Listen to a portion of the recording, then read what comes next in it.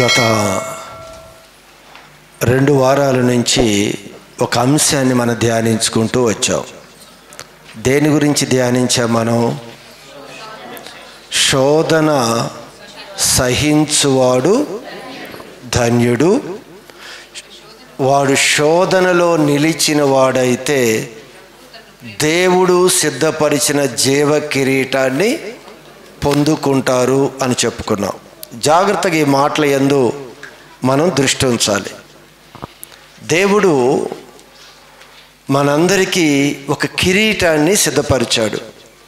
అది ఈ భూమి మీద ఉన్న దినాల్లో కూడా ఒక మంచి ఉన్నతమైన స్థితికి దేవుడు తీసుకొని వెళతాడు. ఈ శరీరాన్ని విడిచిన తర్వాత ఆయన ఉన్నతమైన రాజ్యానికి తీసుకొని వెళతాడు. అదే దేవుడు తన పిల్లలకి ఇచ్చే కిరీటము. ఇహ సంబంధమైనది, పర సంబంధమైన ఒక ఆశీర్వాదం ఇది. అయితే ఈ ఆశీర్వాదం ఎలా వస్తుంది అని ఇక్కడ రాయబడి ఉంది అంటే ఏమని? శోధన సహించువాడు ధన్యుడు. శోధన సహించువాడు ధన్యుడు అంటే ఈ శోధన అనే దానికి 2 విషయాలు గత వారంలో మీకు తెలియచేశాను. ఒకటి, దేవుని ద్వారా శోధన వస్తుంది అని, రెండవది సాతాను ద్వారా శోధన వస్తుంది అని చెప్పాను. దేవుని ద్వారా వచ్చే శోధన మనల్ని మంచి ఉన్నతమైన స్థితికి తీసుకుని వెళ్తుంది. దేవుడు చేసే శోధన, సాతాను యొక్క శోధన మనల్ని పాపములోకి ఈడ్చుకుని వెళ్ళి పూర్తిగా పాడు చేసే శోధన. దాన్ని టెంప్టేషన్ అన్నాము. దేవుడిచ్చే శోధని టెస్ట్ అన్నాం, పరీక్ష. దేవుడు పరీక్ష చేయటానికి శోధిస్తాడు, సాతానును పాపానికి ప్రేరేపించి నాశనానికి తీసుకుని వెళతాడు. అయితే ఇక్కడ మీరు ఒకటి గమనించాలి. ఇక్కడ రాయబడి ఉన్న వాక్యం ఏమిటి అంటే శోధన సహించువాడు ధన్యుడు. అంటే ఈ శోధన సాతాను ఇచ్చేది కాదు, ఇది దేవుడు కలుగు చేసే శోధన. ఈ దేవుడు చేసే ఒక టెస్ట్ లేదా దేవుడు అనుమతించే శ్రమలు. దీనిలో ఎవరైతే నిలబడతారో వారు ధన్యులు, వారు కిరీటాన్ని పొందుకుంటారు. శోధనలో నిలబడితే మనకి కిరీటం దొరుకుతుంది. ఈ శోధన ఇచ్చేది ఎవరు అంటే దేవుడు. ఇది సాతాను యొక్క శోధన కాదు. అక్కడ ఒక విషయం చెప్పాలి అంటే సాతాను భక్తులని శోధించి శ్రమలోనికి, నాశములోనికి తీసుకొని వెళ్ళలేడు. అర్థమవుతుందా? సాతాను భక్తులని శోధించి శ్రమ పెట్టి నాశనంలోనికి ఎట్టి పరిస్థితుల్లో కూడా సాతాను తీసుకొని వెళ్ళలేడు. ఇది దేవుడు ఇచ్చే శోధన. దేవుడు పర్మిషన్ లేనిది సాతాను భక్తుల జోలికి రాలేడు. ఏ పరిస్థితిలో సాతాను శోధిస్తున్నాడు, ప్రతి వ్యక్తి ఏమని మాట్లాడతారో తెలుసా?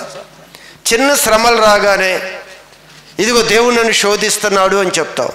దేవుడు అంటున్నాడు ప్రతిదానికి దేవుడు శోధిస్తున్నాడు అని మీరు అనకూడదు. పాపం విషయంలో దేవుడు ఎప్పుడూ కూడా శోధించడు అని రాయబడి ఉంది.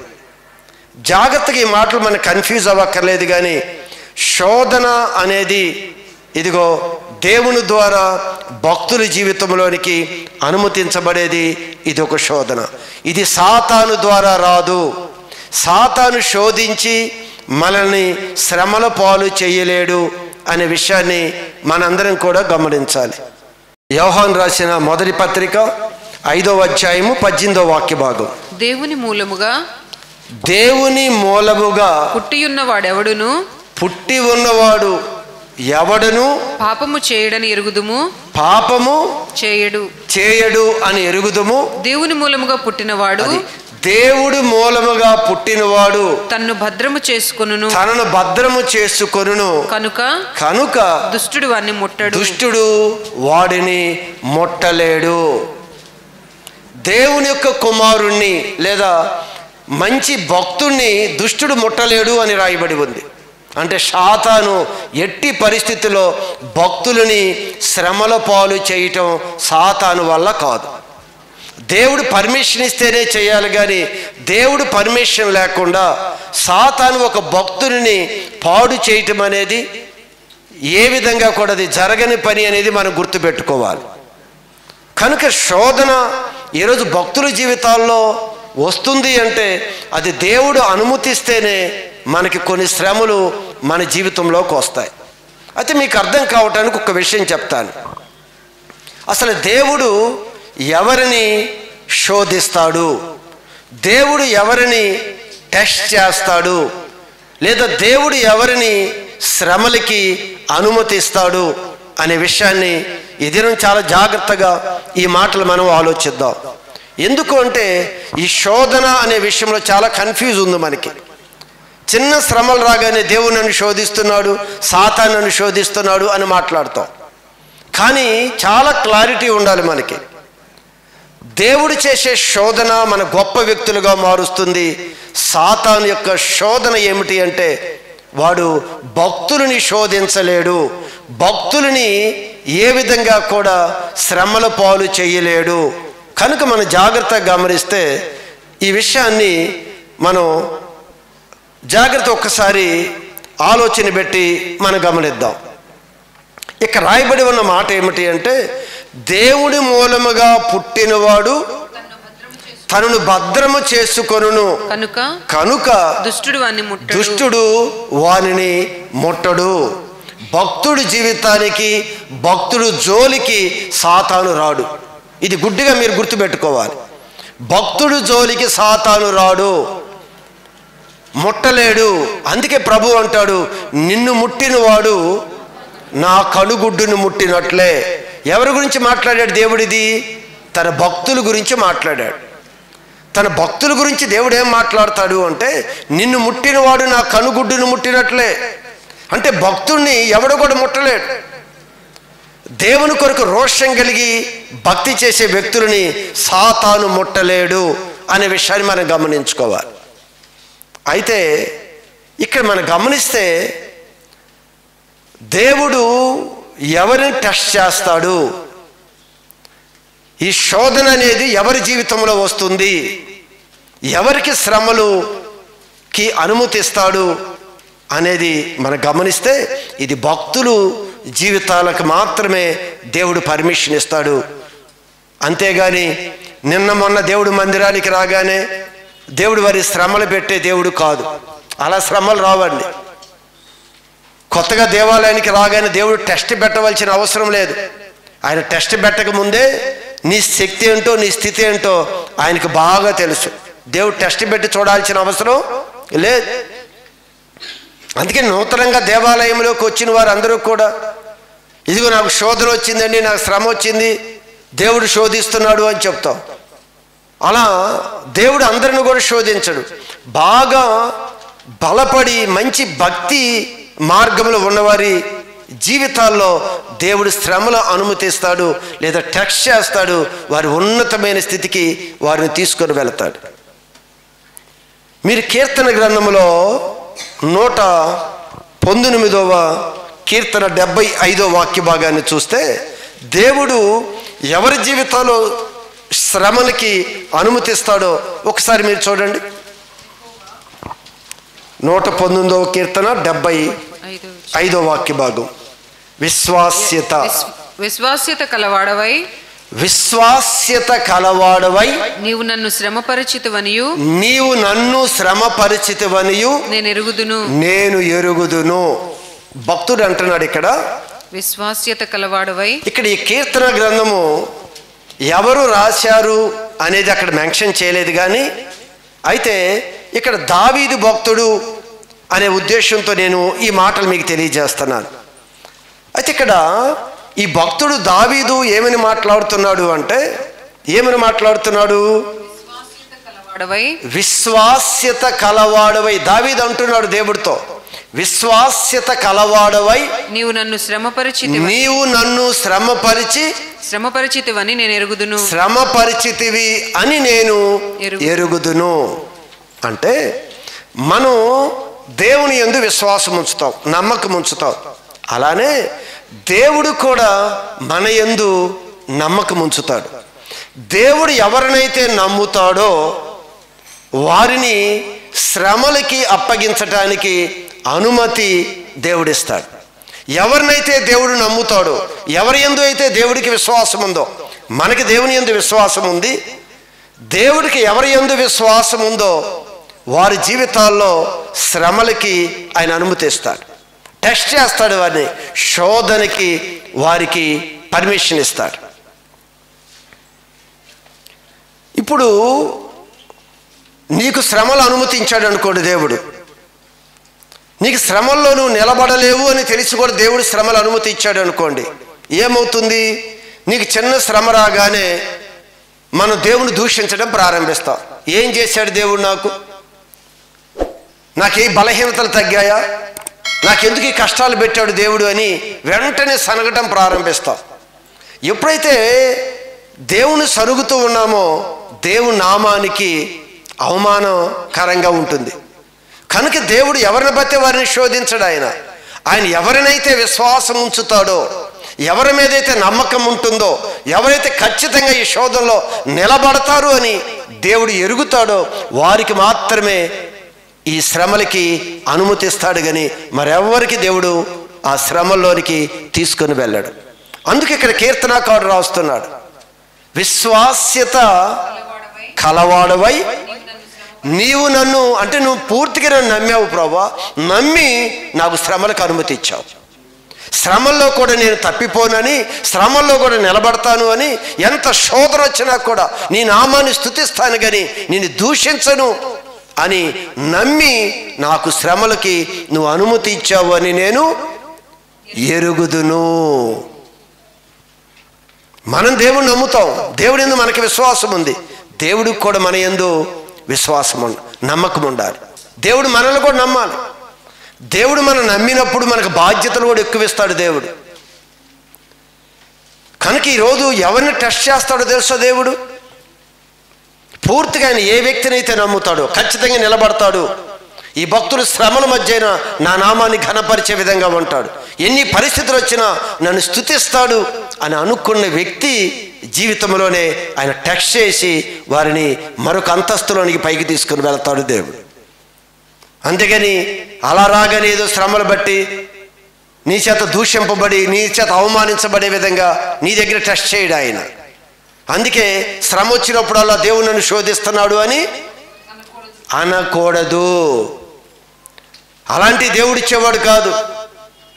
అన్ని విషయాలు నన్ను ఈ విధంగా చేశాడు, దేవుడు ఎలా చేశాడు అనేది మనం మాట్లాడొద్దని చెప్తున్నాడు ఆయన. ఆయన భక్తుల విషయంలోనే, అందులో ఎలాంటి భక్తులంట, దేవుడు పూర్తిగా ఎవరినైతే నమ్ముతాడో ఆ భక్తులకే ఆ టెస్ట్ అనుమతిస్తాడు. మీకు చాలా సందర్భంలో ఒక విషయం చెప్పాను. ఇలానే ఒకరోజు దేవుడు అపవాదితో మాట్లాడుతూ, అపవాది చూసుకుంటూ వెళ్ళిపోతున్నాడు అందరినీ కూడా, అందరు భక్తులుగా ఉన్న వ్యక్తులని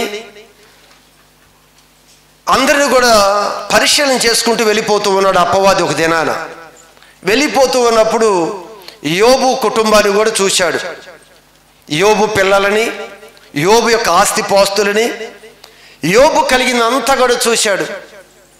అన్నీ చూశాడు కానీ దేవుడు అన్నీ ఇచ్చాడు కదా, అందుకే యోబు అలా ఆరాధిస్తున్నాడు అని చెప్పుకొని వెళ్ళిపోయాడు అపవాది. ఇలా ప్రతి కుటుంబాన్ని చూసుకుంటూ వెళ్ళిపోతున్నాడు. వీరు ఇంత చక్కగా దేవుడిని ఆరాధిస్తున్నారు అంటే దేవుడు అన్నీ ఇచ్చాడు కదా వీరికి. ఆరోగ్యం ఇచ్చాడు, పిల్లల్ని ఇచ్చాడు, పనివారిని ఇచ్చాడు, అంత సంపద బాగుంది కనుక యోబు చక్కగా ఆరాధిస్తున్నాడు అనుకొని వెళ్ళిపోయాడు. ఇలా అన్ని కుటుంబాలు చూసుకుని వెళ్ళిపోతూ ఉండగా దేవుడు ఎదురయ్యి అపవాదికి ఎదురయ్యి అపవాదితో అంటున్నాడు, ఇదిగో ఏదో అందరిని చూసుకుంటూ వెళ్ళిపోతున్నావు కదా, అక్కడ ఎవరున్నారు? నా సేవకుడైన యోబు సంగతి నీకు ఆలోచించావా అని అడిగాడు. ఎంత నమ్మకమో తెలుసా దేవుడికి యోబు మీద. ఎందుకు యోబుకి అపవాది అడగలేదు, దేవుడే అపవాదిని పిలిచి ఇదిగో నా యొక్క సేవకుడైన యోబు సంగతి తెలుసా అని అడుగుతున్నాడు. ఎంత నమ్మకం అండి! యోబు మీద దేవునికి ఎంత నమ్మకం! కోరి అపవాదిని పిలిచల్లా చెబుతున్నాడు అపవాదితో, నా సేవకుడైన యోబు సంగతి నీవు ఆలోచించావా? గమనించండి సంగమా, దేవుడు కూడా మనల్ని పూర్తిగా నమ్మాలి. పూర్తిగా మన మీద కూడా ఆయనకి విశ్వాసం కలగాలి. మనకి దేవుడి మీద విశ్వాసం ఉంది, దేవుడికి యోబు మీద నమ్మకం ఉందంట. యోబు గురించి అపవాదుతో మాట్లాడుతున్నాడు. ఒక్కసారి నువ్వు ఆలోచించు. పిలిచల్లా కూడా ఇదిగో మాట్లాడుతున్నాడు. అప్పుడు ఏమన్నాడు? అందుకు అపవాది యోబు ఊరకయే దేవుని యందు భయభక్తులు కలవాడాయన. ఊరకనే భయభక్తులు కలిగిన వాడిగా ఉన్నాడా? నీవు అతనికి అతని ఇంటి వారికి అతనికి కలిగిన సమస్తమునకు కలిగిన సమస్తానికి చుట్టూ కంచి వేసి అన్ని నువ్వు ఇచ్చావు, అన్నిటికీ కంచి వేశావు. నీవు అతని చేతి పనిని దీవించుచుండుట చేత అతని ఆస్తి దేశములో బహుగా విస్తరించి ఉన్నది. అపవాది ఎంక్వైరీ ఎంత చేశాడు చూశారా? ఎంత ఎంక్వైరీ చేశాడో చూడండి. ఆయన ఆస్తి ఎక్కడ విస్తరించిందంట? దేశమంతా విస్తరించింది. అతని చేతి పనులు దీవిస్తున్నావు, అతను ఏ పని ముట్టుకుంటే నువ్వు ఆశీర్వదిస్తున్నావు. అందుకని ఆయన నీ యందు భయభక్తులు కలిగి ఉన్నాడు అని చెప్తున్నాడు. ఈరోజు సంగమా ఒక విషయం గమనించండి. మనం కూడా దేన్ని బట్టి దేవుని మనం వెంబడిస్తున్నామో అనే విషయాన్ని గమనించాలి. దేవుడికి కూడా మన మీద సంపూర్ణమైన ఒక నమ్మకం కలగాలి. నమ్మకం కలిగిన రోజు దేవుడు టెస్ట్ చేస్తాడు. ఆ టెస్ట్ ద్వారా మనకి మంచి ప్రమోషన్లోనికి దేవుడు తీసుకొని వెళతాడు. స్థితి ఇలా ఉండదండి ఎప్పుడు కూడా. మన స్థితి అంచెలంచెలుగా మార్చుకుంటూ వెళ్ళిపోతాడు దేవుడు. ఆయన టెస్ట్ పెట్టింది నీకు కొన్నిసార్లు అర్థం కాదు, ఆయన ప్రమోషన్ ఇచ్చింది కూడా నీకు అర్థం కాదు. దేవుడు తన పనిని కొనసాగించుకుంటూనే వెళ్ళిపోతాడు. కానీ దేవుడికి మన మీద నమ్మకం కుదరాలి. అందుకే విశ్వాస్యత. ఆయన కూడా మన మీద విశ్వాసం. మనకి దేవుడి మీద ఎంత నమ్మకం ఉందో దేవుడికి కూడా మన మీద అంత నమ్మకం ఉండాలి. యోబు మీద అంత నమ్మకం ఉంది కనుక ఇదిగో నా కుమారుడైన యోబును చూశావా అని చెప్పాడు ఆయన. ఈరోజు మనం కూడా దేనికి స్తుతిస్తున్నాం చెప్పండి? ఒకవేళ అపవాది అన్నట్లుగానే మనం కూడా అందుకే స్తుతిస్తున్నామా? అన్నీ ఇచ్చాడు గనుక, అన్నీ దీవిస్తున్నాడు గనుక, అన్ని స్వస్థతలు ఇస్తున్నాడు గనుక, అన్ని ప్రార్థనలకి జవాబులు ఇస్తున్నాడు గనుక, మన పిల్లలు బాగున్నారు కనుక అందుకు స్తుతిస్తున్నామా మనం? గమనించండి, అపవాది అదే మాట మాట్లాడుతున్నాడు. ఈరోజు మనల్ని చూసినప్పుడు కూడా కాదు, వీళ్ళు నువ్వు ఇచ్చినందుకు కాదు, నిన్నుగా ఎరిగి ఆయన స్తుతిస్తున్నారు అనే విధంగా మన ఆత్మీయ జీవితాలు ఎదగాలి అనేది దేవుని యొక్క ముఖ్య ఉద్దేశమే. మనకేం తెలియకుండా మనకి దేవుడు ఏం టెస్టులు పెడతాడు? మనకి టెస్ట్ పెడితే ఒక్క నిమిషంలో తేలిపోతాం మనం. తేలమా? యోబు కానీ చంపేయగానట్టు నిలబడ్డాడు, కానీ మన ఇంట్లో కానీ ఒకటి లేచిపోతే అయిపోయింది. విశ్వాసం ఎంత ఉందో తేలిపోయింది. మనం కూడా అపవాది ఏం చెప్తున్నాడో గమనించండి. అదే మనస్తత్వం కలిగిన వారు మనం కూడా. ఎక్కువ మంది భక్తుల యొక్క జీవితాలు అన్నీ చూసిన ఈ అపవాది చెప్తున్నాడు దేవుడితో, ఊరికి నేను స్తుతించట్లేదయ్యా, ఊరికి నీ మందిరానికి రావట్లేదు, వీళ్ళు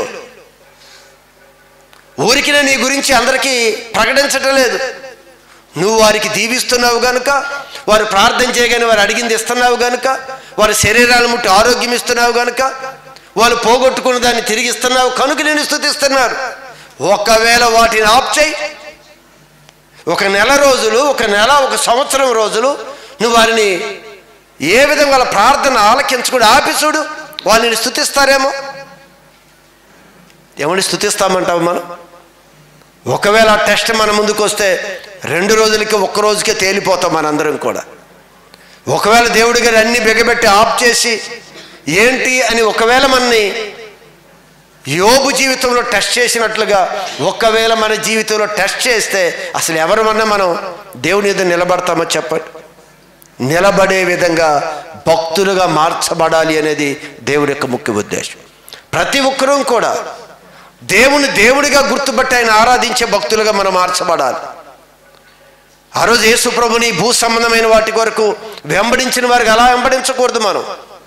మన దేవుని దేవునిగా వేరుగా ఆయన వెంబడించిన రోజు అన్నీ మన యొద్దకు వస్తాయని చెప్పాడు ఆయన. అన్నీ మన దగ్గరికే వస్తాయి అవి.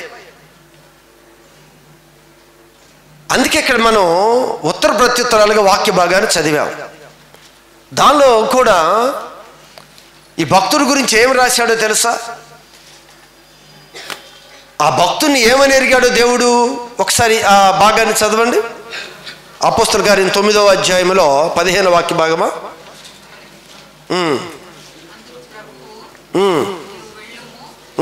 అన్యజనుల ఎదుటను రాజుల ఎదుటను ఇశ్రాయేలీల ఎదుటను నా నామాన్ని భరించుటకు ఇతడు నేను ఏర్పరచుకొనిన సాధనమై ఉన్నాడు. నేను ఇతనిని ఏర్పాటు చేసుకున్న సాధనమై ఉన్నాడు అని. ఇతడు నా నామము కొరకు ఎన్ని శ్రమలను అనుభవించాలో నేను ఇతనికి నేను చూపిస్తాను అని చెప్తున్నాడు. పౌలు గారి గురించి, ఈ పౌలు గారు నూతనంగా వచ్చాడు దేవుని యొద్దకి. నూతనంగా వచ్చిన ఈ పౌలు విషయంలో దేవుడు వెంటనే అతని మీద నమ్మకం కుదిరింది. అంటే నా నిమిత్తము ఎన్ని శ్రమలు అనుభవిస్తాడో నేను చూపిస్తాను అని చెప్తున్నాడు. అలానే అన్ని శ్రమల మధ్య నిలబడ్డాడు దేవుడు. ఆ విధంగానే శ్రమలకి అనుమతి ఇచ్చాడు పౌలు జీవితంలో. భక్తులు అనుకునే వారు అందరి జీవితంలో కూడా దేవుడు శ్రమలు అనుమతి ఇచ్చాడు. ప్రతి భక్తుడు కూడా హతసాక్షిగా మారాడే కానీ ఎందుకు ప్రభువా నాకు ఇన్ని కష్టాలు పెట్టావని ఏ భక్తుడు ప్రశ్నించలేదు. వారు వాటి కొరకు రాలేదంట. వాళ్ళ ప్రాణాన్ని కాపాడుకోవడానికి మేము రాలేదు అని మాట్లాడారు వీరందరూ కూడా. నా ప్రాణాన్ని ప్రియముగా నేను ఎంచుకొనలేదు. ఒక్క విషయం మీరు గమనించండి సంగమా, దేవుడు చెప్పేది ఒక్కటే. ఈరోజు దేవుడు టెస్ట్ పెడతాడు. ఈ టెస్ట్లోకి వచ్చిన ప్రతి ఒక్కరు కూడా ధన్యులే. అదే మనం చదివిన వాక్య భాగం. శోధన సహించువాడు ధన్యుడు. ఎవరికైతే శోధన వచ్చిందో, ఎవరికైతే దేవుడు టెస్ట్ చేయటానికి ఒక వ్యక్తిని వెన్నుకున్నాడో ఆ వ్యక్తి ధన్యుడు. గుర్తుపెట్టుకోడు. టెస్ట్లోకి వచ్చిన వ్యక్తి ధన్యుడు. పరీక్షలోనికి నిలబడిన వ్యక్తి ధన్యుడు. ఆ పరీక్షలో ఎవరైతే పాస్ అవుతారో వారు జీవ కిరీటాన్ని పొందుకుంటారు, నిత్య రాజ్యాన్ని పొందుకుంటారు, ఈ భూమి మీద బలవంతులుగా మార్చబడతారు. టెస్ట్లో నిలబడ్డాడు కనుక యోబు పోగొట్టుకున్న దానికన్నా రెట్టింపుని మళ్ళా దేవుడు అనుగ్రహించాడు. మనందరి జీవితాల్లో కూడా ఈరోజు మనందరం కూడా టెస్ట్లో నిలబడితే శోధన సహించువాడు ధన్యుడు. శోధన వచ్చిందో లేదో మీరు చూసుకోండి. ఒకవేళ భక్తులుగా ఉండి మనకేమన్నా చిన్న అంత శోధన రాబక్కర్లేదు. ఏదో ఒక విధంగా దేవుడు టెస్ట్ చేయటానికి నీ ముందు కొన్ని అనుమతించి ఉండొచ్చు. ఆ టెస్ట్లో కానీ నువ్వు నిలబడితే ఖచ్చితంగా మనకి మంచి ప్రమోషన్కి మనం వెళతాం, ఉన్నతమైన స్థితికి వెళ్తాం. ఈ భూమి మీద ఉండగానే దేశం యొక్క ఉన్నత స్థలాల్లోనికి దేవుడు తీసుకొని వెళతాడు. ఈ భూమి మీద మనమైనా మనతో ఉన్న వారందరి మధ్య దేవుడు హెచ్చిస్తాడు మనని, మన పిల్లలను కూడా. అందుకే మనందరి జీవితాల్లో కూడా ప్రతి పరిస్థితిని గమనించాలి. శ్రమలు అనుమతిస్తాడు దేవుడు. ఎవరికి అనుమతిస్తున్నాడు? ఎందుకు టెస్ట్ చేస్తున్నాడు? మనం ఇంకా శరీర సంబంధమైన వాటి మీద మనసు ఉంచామా, లేదా దేవుడు కావాలని ఆశతో వచ్చామా?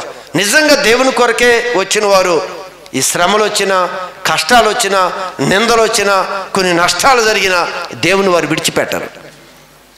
ఎవరైతే విడిచిపెట్టకుండా ఉంటారో కొద్ది దినాల్లోనే ఆ శ్రమలు కాస్త ముగుస్తాయి, మరలా దేవునికి ఆశీర్వాదం ప్రారంభమవుతుంది. యోబు జీవితంలో అంతే. అలా పూర్తిగా డెడ్ అయిపోయింది. మరలా అక్కడి నుంచి మరలా మార్చుకుంటూ వచ్చి తన దేహం ఎలా మారిపోయిందంట? ఎలా మారింది? పసిపిల్లల దేహం వల్లే మారిపోయిందంట. సో ప్రమోషన్ ఎలా ఉందో చూసారా? అంతకుముందు యోబు పెద్దవాడు, పెద్దవాడైపోయాడు. కానీ ప్రమోషన్ వచ్చిన తర్వాత దేహం పసిపిల్లల దేహం అయిపోయిందంట. అన్ని డబుల్ ఆశీర్వాదమే. ఆరోగ్యమైన, అందమైన, ధనమైన అన్నీ కూడా డబుల్ ఇచ్చేసాడు దేవుడు. ఈరోజు మనందరి జీవితాల్లో చిన్న టెస్ట్ అండి, భార్యాభర్తల మధ్య అయినా చిన్న టెస్ట్ దేవుడు పెట్టేది. ఆ చిన్న టెస్ట్లో నువ్వు పాస్ అయితే, కోపం అవ్వచ్చు, ద్వేషం అవ్వచ్చు, అపవిత్రమైన మాటలు అవ్వచ్చు, అసలు ఏదైనా సరే దేవుడు చిన్న టెస్ట్ చేస్తాడు. నువ్వెంతవరకు భక్తి నేర్చుకున్నావు, నీ ఓర్పు ఎంత, నీ సహనం ఎంత. చిన్న టెస్ట్ చేసినప్పుడు టెస్ట్లో పాస్ అయితే చాలు, ఖచ్చితంగా మన కుటుంబాల్ని దేవుడు మరొక మెట్టులోనికి తీసుకొని వెళతాడు. దేవుని ఎవరిని విడిచిపెట్టడండి, అందరికి కూడా న్యాయంగా తీర్పు తీర్చే దేవుడు ఆయన. ప్రభా నన్ను టెస్ట్ పెట్టు, నాకు చిన్న టెస్ట్ చేయి ప్రభా, నేను ఆత్మీయంగా ఉన్నానో లేదో అని అడగండి. టెస్ట్ పెట్టి చూపిస్తాడు ఆయన. ఎలా పడితే అలా టెస్ట్ పెట్టడు. నీకు వస్తున్న శ్రమలన్నీ కూడా దేవుడు టెస్ట్ పెట్టాడు అనకండి. మన యొక్క దురాలోచన వలన సాతాను నిన్ను పాపానికి ప్రేరేపిస్తున్నాడు. దేవుడు టెస్ట్ కాదు అది. సాతాను మనలో ఉన్న దురాశ వలన వాడు ఎంటర్ అయిపోయి పాడు చేస్తున్నాడు. దురాశ వలన వాడు వస్తాడు. భక్తుడిని ముట్టుకోలేడు వాడు, భక్తుడికి శ్రమ పెట్టలేడు. భక్తుడి జీవితంలో ఒకవేళ మనం వచ్చి ముట్టుకోవాలి అంటే దేవుడు పర్మిషన్ ఇవ్వనది. అందుకే యోబు దగ్గరికి రాలేదు. యోబుని దేవుడే పలకరించి ఒక్కసారి ఇదిగో టెస్ట్ చేస్తున్నాను రమ్మని పిలిచాడు. ఒకసారి టెస్ట్ చేయి నువ్వు. టెస్ట్లో గెలిచి విన్ అయిపోయాడు కదా. ప్రతి పరిస్థితుల్లో కూడా గమనించండి, ఈరోజు శ్రమలు వస్తాయి మనకి, కానీ అన్ని శ్రమల మధ్య నిజంగా దేవుని దేవుడిగా గుర్తుపట్టి మనం ఆయన వెంబడిస్తున్నాం కనుక ఏ పరిస్థితుల్లో కూడా వెనకకి తిరగకూడదు. దేవుడు ఎందుకు ఇలా చేశాడు అనే మాట మన నోట్లో నుంచి రాకూడదు. దేవుడు అన్యాయము చేయుట అసంభవం. నిజంగా అసంభవం అని తెలిసినప్పుడు ఎందుకు దేవుడు అన్యాయం చేశాడని మాట్లాడుతున్నాం మనం? ఎందుకు దేవుడు ఇలా కష్టాలు పెట్టాడని మాట్లాడుతున్నాం? ఎందుకు దేవుడు నాకు అది ఇవ్వలేదని ఎందుకు మాట్లాడుతున్నాం మనం? ఈ భక్తులు ఎలా ఏం చేశారు? ఈ భక్తులు దేవుడు ఎల్లమన్న ప్రదేశానికి వెళ్ళినప్పుడు అక్కడ దెబ్బలు తగిలాయి, కొట్టారు, రోడ్ల మీద ఈడ్చుకు వెళ్ళారు, చనిపోయాడని పారవేశారు.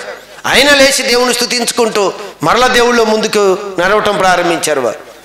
వారు భూ సంబంధమైన వాటి దేని కొరకు వారు రాలేదంట, దేవుణ్ణి ఎరిగారు, దేవుని కొరకు వెంబడించారు కనుక వారు ఈరోజు చరిత్రలో గొప్పవారిగా దేవుడు వారిని బ్లెస్ చేశాడు. వారి ద్వారానే మనకి ఆశీర్వాదం, వారి ద్వారానే మనకి దీవెన. అనేక మందికి ఆశీర్వాదకరంగా మనల్ని మార్చబడాలి అంటే టెస్ట్లో మనం గారి పాస్ అయితే మనల్ని అనేక మందికి ఆశీర్వాదంగా ఉంచుతాడు దేవుడు. నువ్వు టెస్ట్లో పాస్ అవ్వనంత కాలం నువ్వు ఎవ్వరికీ కూడా ఉపయోగపడవు. టెస్ట్లోకి ఖచ్చితంగా మనం రావాలి. దేవుడు టెస్ట్ చేసే భక్తులుగా మనం రావాలి. దేవుడు ఖచ్చితంగా మనం టెస్ట్ చేయాలి. టెస్ట్లో మనం పాస్ అవ్వాలి. మనం అనేక మందికి, అందుకే అంటాడు గోధుమ గింజ కానీ భూమిలో పడి చావకుండిన ఎడల అది ఒంటిగానే ఉండును, అది కానీ చచ్చిపోతే విస్తారంగా ఫలించి అనేక మందికి ప్రయోజనకరంగా మార్చబడింది. ఒక మామిడి విత్తనం ఉందనుకోండి, అది భూమిలో పడి అది చచ్చిపోకుండా అలానే ఉందనుకోండి, విత్తనంగానే అది ఏ ఉపయోగం ఉండదు. అది కానీ భూమిలోకి వెళ్ళి అది కానీ చనిపోతేనంట దానిలో నుంచి మరొక మొక్క బయటకు వస్తుంది. అది అనేక మందికి ఆహారాన్ని ఇస్తుంది కదా. అలానే మనం కూడా శరీర విషయంలో కానీ చనిపోతే మనం అనేక మందికి ప్రయోజనకరంగా ఉపయోగపడతాం. శరీర క్రియల విషయంలో మనం చనిపోకపోతే ఎవరికి మనం ఉపయోగపడం. అందుకే దేవుడు అంటాడు శోధన ఖచ్చితంగా రావాలి. శోధనలోనికి ప్రవేశించే విధంగా మనందరం కూడా మంచి ఆత్మీయ స్థితిలో విశ్వాసంలో బలంగా నిలబడాలి. శోధనలు మన ముందుకు వస్తాయి, శోధనలో సహించాలి. ఖచ్చితంగా దేవుడు ఇవ్వాలి అనుకున్న బహుమానాన్ని మనందరం కూడా పొందుకోవాలి. ఆల్రెడీ మనందరి జీవితాల్లో అంత పెద్ద టెస్టులు కాకపోయినా చిన్న చిన్న టెస్టులు అయితే దేవుడు పెడుతూనే ఉన్నాడు. అది టెస్ట్ అని తెలియక మనం కలబడిపోతాం, గొడవ పడిపోతాం, చుట్లు పట్టుకుంటాం, బూతులు మాట్లాడతాం, అబద్ధాలు చెప్పేస్తాం. ఇవన్నీ చెప్పి ఇది టెస్ట్ అని తెలియదు మనకి. టెస్ట్ అని తెలిస్తే జాగ్రత్త పడతాం. రోజు చెప్తున్నాడు దేవుడు, ఇలా వస్తాయి జాగ్రత్త జాగ్రత్త అని. ఊరికి చదువుకుంటూ వెళ్ళిపోతాం. నిజంగా మన ముందుకు రాగానే టకటక ఏదో అనాల్సిన 4 మాటలు అనేసేస్తాం, చెప్పాల్సిన 4 అబద్ధాలు చెప్పేసేస్తాం. అయిపోయింది, ఫెయిల్ అయిపోయావు. ఎన్నిసార్లు మరి ఫెయిల్ అయిపోతున్నాం? అందరం భక్తులమే, అందరం భక్తి ఉంది కనుక ఈరోజు ఉపవాస దినంలో దేవుని యొద్దకు వచ్చాం. భక్తుల జీవితాల్లో ఖచ్చితంగా మీ జీవితంలో దేవుడు టెస్ట్ చిన్నవో పెద్దవో అనుమతించాడు. అది పాస్ అయ్యావో పాస్ అవ్వలేదో ఒకసారి నువ్వు పరిశీలించాయి. అయ్యుంటే మాత్రం ప్రమోషన్, ఖచ్చితంగా ప్రమోషనే. అయ్యున్నావా, ఖచ్చితంగా దేవుడు మరొక మెట్లోకి తీసుకుని వెళ్ళిపోయాడు. ఎన్నిసార్లు అండి మనం. అందుకే విత్తనం చచ్చిపోతేనే ప్రయోజనం, అది చావకపోతే ఒంటిగానే ఉంటుంది, అది ఎవ్వడికి ఉపయోగపడదు. ఖచ్చితంగా మనం కూడా శరీర విషయంలో చనిపోవాలి, శరీర కార్యాలు చనిపోవాలి. చనిపోతే మనం అనేక మందికి ఆహారంగా మార్చబడతాం. కనుక మనందరి జీవితాల్లో గమనించండి, ఒకటి దేవుడు భక్తులుగా మనం ఉన్నామని తెలిసాం. ఒకటి దీనిలో నేర్చుకోవాల్సింది ఒకటే, ఎప్పుడూ కూడా ఈ భూ సంబంధమైన వాటి మీద మనస్సుతో దేవుని సన్నిధికి రాకూడదు. అపవాది అదే ప్రశ్నిస్తున్నాడు. ఇది ఊరికి నేను రాలేదు నీ ఆలయానికి, ఊరికి నేను వీళ్ళు ఆరాధించట్లేదు, ఊరికి నేను పరిచర్య చేయట్లేదు, వీళ్ళు ఊరికినే కాదు వీళ్ళు చేస్తుంది, ఊరికినే కాదు దక్షిణ భాగాలు ఇస్తుంది, ఊరికినే కాదు కానుకలు ఇస్తుంది, ఊరికినే కాదు మొక్కుబడులు ఇస్తుంది. నువ్వు వారికి ఏదో నువ్వు చేస్తావని, నువ్వు చేస్తున్నావని వాళ్ళు ఇస్తున్నారు. అవి ఆపే చూడు ఒకసారి అన్నాడు.